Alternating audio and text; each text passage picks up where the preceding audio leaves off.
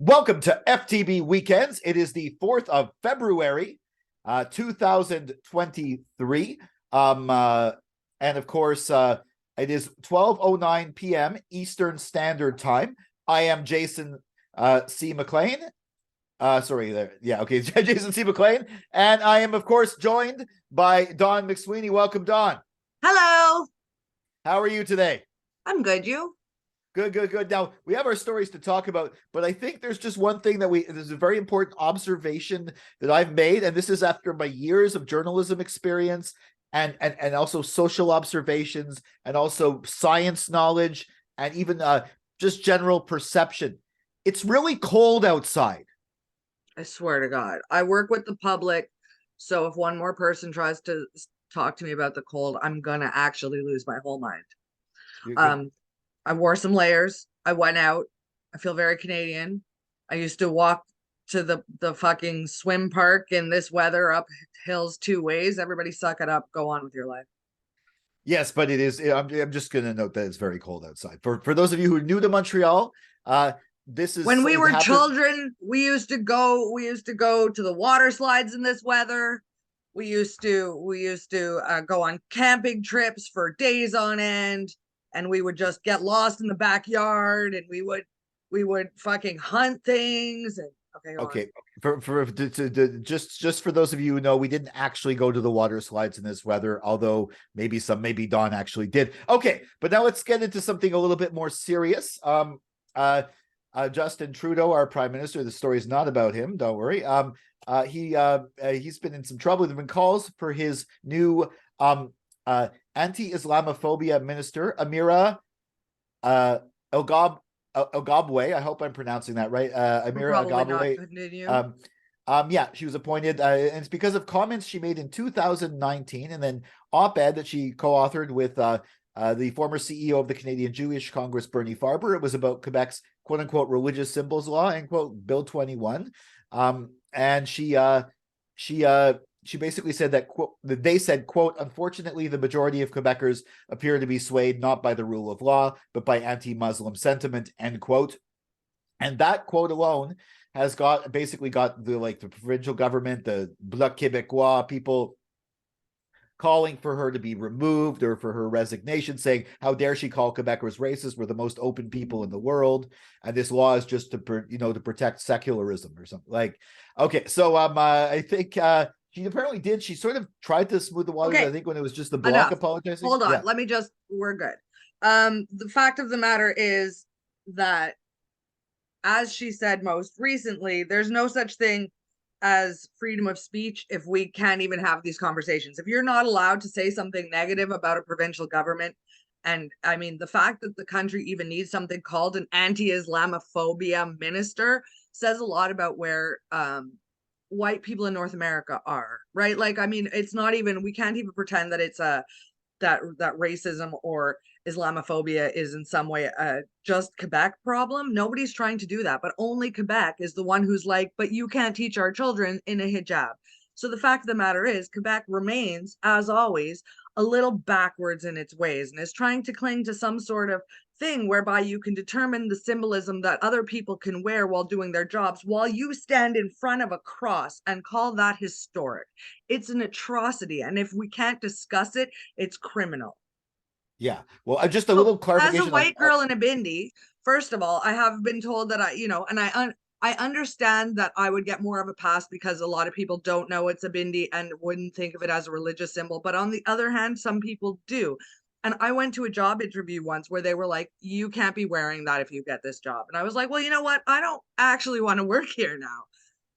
Because if I'm not allowed my symbology, I don't understand why I would spend so many hours a week there. And for considering how we're doing for public servants, the additional idiocy of Quebec trying to put regulations on their wardrobe and what means something to them, whereas nobody's going to complain about a cross in a classroom on somebody's neck. You are going to say that you're not hiring the woman in the hijab. So not only is it a fundamentally xenophobic law, it also really targets women in most cases. Yeah, well, I agree with all that. Just one thing, I want to clarify something. I misspoke. She's actually not the minister. She's the first Canada's first special representative on combating Islamophobia. I just The want to fact clarify that that. we Yeah, need that position says that that it's atrocious for Quebec to turn around and say she should resign because she spoke her truth about the racist laws that Quebec thinks are normal in this day and age.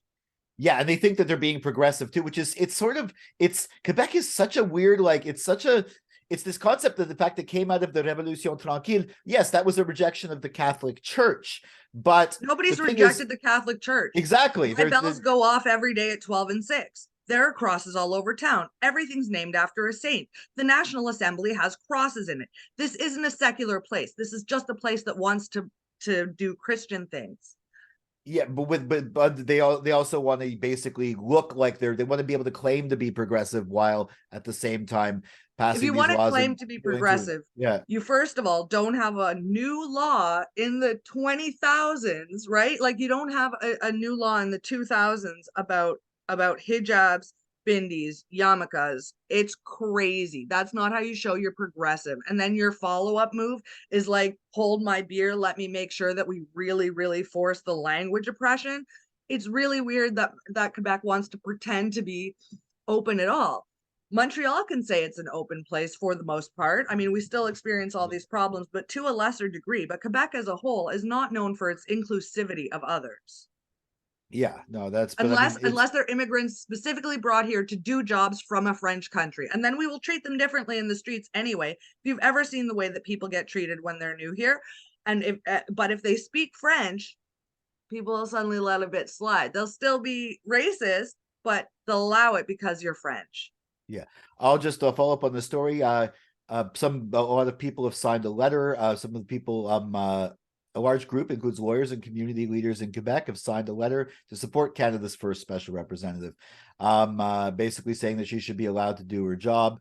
And yeah, which basically arguing what you're saying, just in maybe a little bit more political speak than a little bit less like right on and pointed. She did Yeah, apologize though. She apologized though sitting next to the bloc leader earlier, but before they met in private. But then she said that she basically saying that she wants an open dialogue and that she didn't mean to imply that all Quebecers, which is also true that all Quebecers are not racist. I mean, nobody is trying yeah, to imply that. yeah, But the but that's fact what that he was. the fact that our government just tries to makes these laws and everybody's like, cool story, bro, really implies that the majority are, doesn't it?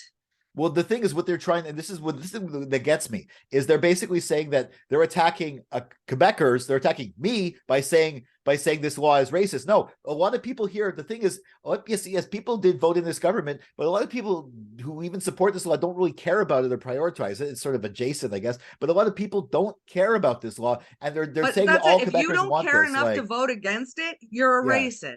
That's true, but the thing is, like a lot of people, they don't speak for me when they pass this law. They don't speak for a lot of people in Montreal. Nobody here voted for the CAC. Like, but So who are we speaking to? yeah, Montrealers or Quebecers as a whole?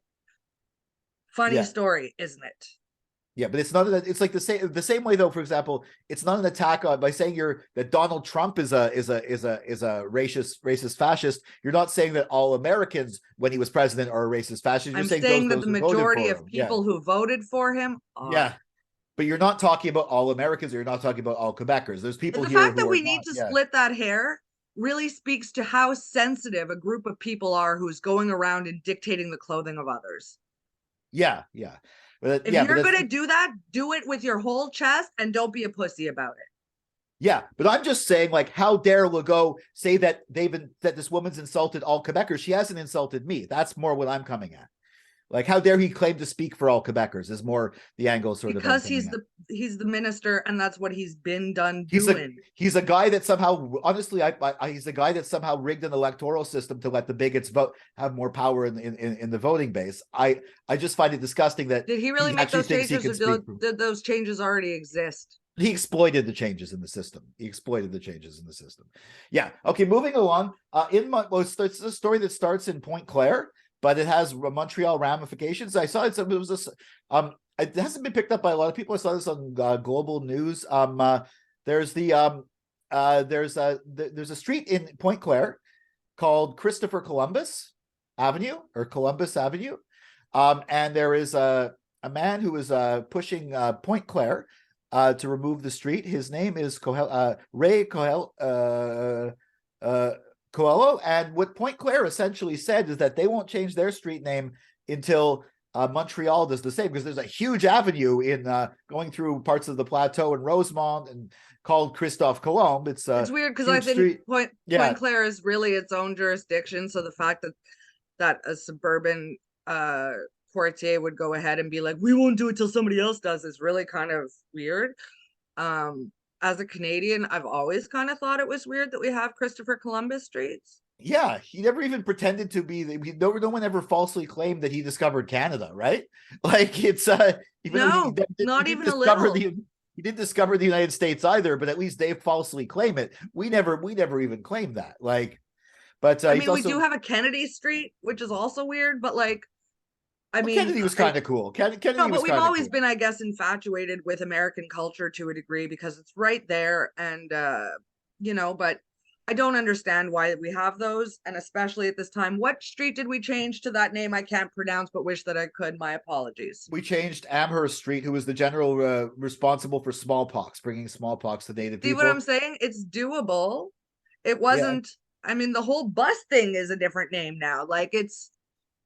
Yeah, there's Amherst. That actually, the thing is, with the city's response was somebody from the city responded saying they don't know of any existing petition to change the name of the street, but maybe there should be one. Maybe this guy's going to file a petition now. Maybe there. I mean, by the way, Christopher Columbus. The reason why is, I mean, he essentially, you could say he's responsible for the Atlantic slave trade, for starting it, pretty much. Like, or maybe not starting it, but definitely giving it a big push. Like, he's also responsible for like.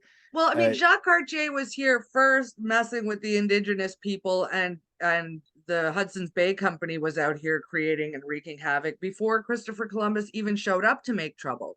So it's just weird. It's weird to me. I don't know why we have those streets. If somebody does start a petition, it's one of those little things that'll get the signatures super easy, and we'll just rename it. I don't know why we didn't successfully name Lionel Groulx to, like, what were they trying to name it? Oscar Peterson, because that was also a bit of a buck passing between the city and between the STM. Ironically, but if they forced the issue, it could have been done, because it's a great argument. Nobody knows who Lionel Groulx is. Everybody knows who Oscar Peterson is. Stop your nonsense. Imagine the art. Imagine the theme. Yeah, well, the reason why the justification for that metro station being called Lionel Groulx is in fact, when they were putting the metro station there originally, they actually renamed, I think it was called Edie Street. They renamed it Lionel Groulx because there was a church on that street. He had preached that at one point. They renamed it specifically so they could justify naming the metro station. Oh, so under the laws of Bill 21, it's kind of gauche to have something that's named after a guy who talked at your church. Anyway. Yeah, well, he was. There's a whole story about Lionel Groulx. We can cover that in another time. I'm sure that comes back every 5 years or so. Every 10 years, people are trying to make it happen. Rename Metro Oscar Peterson. I think just people informally calling it that, but then you get into the trouble of, like, when you anglicize names, like you say the tourists, like, oh, just go to Pine Street, and they're on Saint Laurent looking for Pine Street, and they're like, no, I see pins, I don't see Pine. Like, they don't. But if you're calling it Oscar Peterson, you're not anglicizing anything. It's somebody's name, much like Lionel Groulx isn't calling it something as French. No, but I'm saying you have the same problem as when you anglicize Pine. For example, you start calling it Oscar Peterson. Tourists are trying to get around looking for Oscar Peterson on the map. They don't see it, and they get confused. You have to change the actual name on the actual front. Yeah, exactly. Yeah, that's why we can't just start calling it that. This has been a great episode, Jason. Well, yes, of course, it's been a great episode. We can't just rename things ourselves, but we can petition people to rename things, and we can, and the Quebec government can name whatever they want in the attack of the Quebec people, but it's not. It's actually just sort of speaking the truth. You could follow Dawn McSweeney at McMoxie on Twitter and Instagram, me at Jason C. McLean on Twitter and Instagram, on Forget the Box on Twitter and Instagram at Forget the Box. Also follow us if you're watching this on Facebook, like and share on Facebook. If you're on YouTube, smash that like button, ring the bell for notifications, subscribe, and make sure you get our Android app. And of course, for daily content, and we're really starting to mean that because we're getting a lot more content out. Good things coming in the future, strange surprises coming in the future. Please stay tuned to forgetthebox.net. We'll catch you next week for another FTB weekend.